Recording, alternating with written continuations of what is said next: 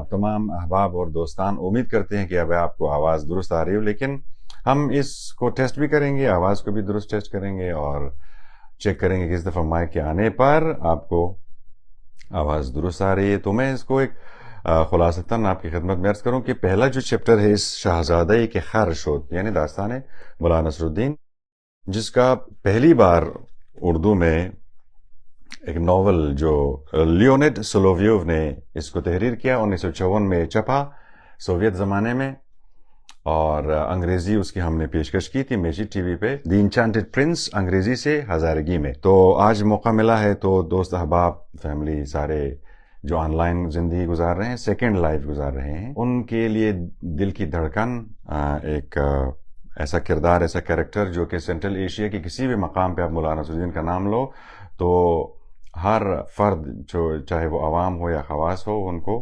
پتہ ہے کہ مولانا، خاص طور پر عوام کو۔ تو ان کی داستان کا پہلا جو چیپٹر ہم مائک نہ ہونے کی وجہ سے آپ کی خدمت میں درست پیش نہ کر سکے، تو اس کا خلاصہ یہ ہے کہ مولانا نصر الدین اپنے گلجان کے ساتھ حالت سفر میں ہے جب ان کے 3-4 بچے ہو رہے ہیں اور اس کو برداشت کر رہے ہیں 2 گدھے، ایک ہے سفید گدھا جو کہ جس پر گلجان بیٹھی ہے، اور ایک ہے سرمئی گدھا جس کے اوپر پورا خاندان بیٹھا ہے۔ مولانا نصر الدین سینٹر میں، بڑا بچہ فرنٹ پہ، چھوٹا پیچھے، پھر ایک دائیں خورجین میں اور دوسرا بائیں خورجین میں۔ تو اس طرح چلتے چلتے اس طرح کہ یہاں سے وہاں، بخارا سے اسلامبول، اسلامبول سے عربستان، وہاں سے پھر واپسی کی داستان۔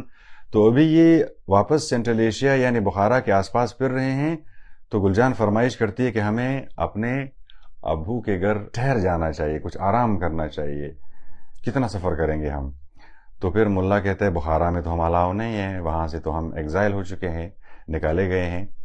تو ابھی ہم خوقند یا خوجند چلتے ہیں۔ اس فیصلے کے بعد جب ہر سال جو ہے وہ ایک نئی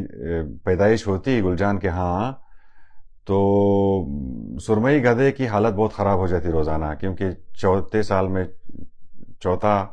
بیٹا اور پھر 5واں چٹا۔ تو اس طرح صورتحال میں ملا نصر الدین نوٹ کرتا ہے کہ گدھے کی حالت بہت خراب ہے، تو گلجان سے حوال کرتا ہے کہ یہ کیا کرنا چاہیے ہمیں، اس کی حالت بہت خراب ہے۔ تو گلجان کی فرمائش پر کہ ہمیں ایک اور گدھا لینا چاہیے تاکہ ہم اس بوجھ کو سنبھال سکیں۔ تو یہاں پر پھر مولانا نصر الدین سوچ میں چلے جاتے ہیں، فکر میں چلے جاتے ہیں کہ اگر یہ صورتحال رہی گلجان تو پھر ہمارے ایک قافلہ جو ہے نا وہ چلنے لگے گا، تو یہ میرے خیال میں درست نہیں ہے۔ ہمیں حالت دیکھو، یہ ہماری تعداد دیکھو، فیملی والے کو یعنی جن کی فیملی ہوتی ہے، جن کا خاندان سنبھالنا ہوتا ہے، ان کے لیے سفر کا، دنیا کو دیکھنے کا، عشق کا سنبھالنے کا موقع نہیں ملتا۔ اور مولانا نصر الدین اس کشمکش میں کہ میں دنیا دیکھوں، اپنا عشق سفر کا انجام دوں، یا میں گلجان اور بچوں کو سنبھالوں، دونوں میرے عشق ہیں، میری محبت کس طرف ہے، میں کیا کروں؟ تو اس میں 2 مقامات، خوجند جو کہ ایک متروکہ ایسا گاؤں جہاں پر ہر چیز پرانی ہے، پرانے لوگ، بوڑھے لوگ کھانستے ہوئے، آتے ہوئے جاتے ہوئے، کوئی جوان نظر نہیں آ رہا، زندگی کوئی رمق نظر نہیں آ رہی، اور ایک قصبہ سا ہے، ایک پہاڑی کے دامن میں ہے، وہاں پر ایک یہ آپشن ہے، دوسرا یہ کہ ہم خوقند چلے جائیں، بڑا شہر ہے، وہاں پر ہلچل ہے اور زندگی کے آثار ہیں۔ اس پر گلجان کی فرمائش کے مطابق اس کو اس پرانے خوجند کی طرف مولانا نصر الدین کے چائے خانے میں چائے بھی پیش ہو رہی ہے۔ تو ہم آپ کو خلاصہ یہ بتا رہے ہیں، نوربن ٹی وی کے اردو اور فارسی سمجھنے والے فارغ، حالانکہ کوئی فارغ نہیں ہوتا اس زمانے میں، لیکن ہم آپ کوشش کر رہے ہیں کہ آپ کو فراغت دلائیں، تھوڑا سا 40 منٹ، آدھا گھنٹہ ہمارے ساتھ بھی رہے نا، داستان سناتے ہیں آپ کو۔ تو پہلا چیپٹر، پہلا باب کا خلاصہ یہ ہوا کہ مولانا نصر الدین نے فیصلہ کرنا ہے ان 2 محبتوں کے بیچ میں، سیر و سفر اور ایڈونچر ایک طرف، گلجان اور فرزندان دوسری طرف، کس طرف جاؤں؟ تو اور پھر یہاں پر ایک پرانے متروکہ اور بوڑھے لوگوں سے بھرے ہوئے پرانی ایک لوکیشن جس کا نام خوجند ہے، اور ایک شہر جس کا نام خوقند ہے۔ ان دونوں کے بیچ میں گلجان کے مطابق ان کو فیصلہ کرنا پڑا خوجند کی طرف، اور وہاں سے وہ چلے اس طرح کہ اسے اپنا آپ چھپانا پڑا کہ کوئی اسے پہچانے نہ، کیونکہ پرانے لوگ ہیں، بیکار لوگ ہیں، بس چمگویاں، یہ کیا ہو گیا آج کے، کس کے ہاں کس طرح ہو گیا۔ تو اس خوقند اور خوجند کے فیصلے کے بعد ملا کو ایک کیموفلاج زندگی گزارنی پڑی.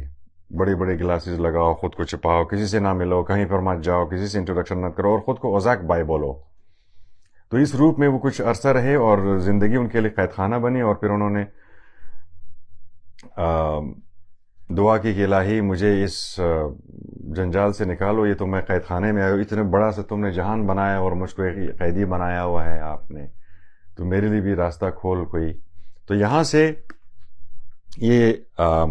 چیپٹر 2 سٹارٹ ہو جاتا ہے. اور آخری دن جو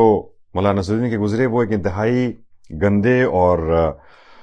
چیپ جس کو کہتے ہیں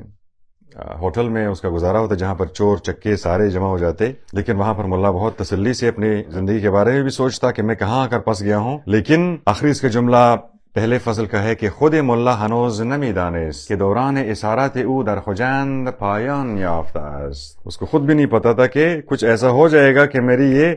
قید خانے سے چھٹی مل جائے گی. عزم سفر در زوایای قلبش راسخ شده بود و فقط در انتظار دقیقه‌ای بود که به عقل و شعور تکانی بدهد و پس از آن جامه عمل بپوشد. بس کچھ چیزوں نے ہلنا جلنا تھا اور کہانی نے شروع ہونا تھا، جو کہ یہ کتاب ہے داستان شاهزاده که خر شد. ملا مانند بهمن ایک آماده ریزش باشد فقط به یک تکان کوچک احتیاج داشت. اور یہ تکان یہ تھوڑی ڈسٹنگ چاہیے بس، پھر ملا جو ہے ریڈی ہو جائے گا ایک اور ایڈونچر کے لیے، جس کے لیے ہم آپ کو قسط نمبر 2 سے لائیو اگلے سیشن میں آپ کے ساتھ ہوں گے. یہ ایک خلاصہ تھا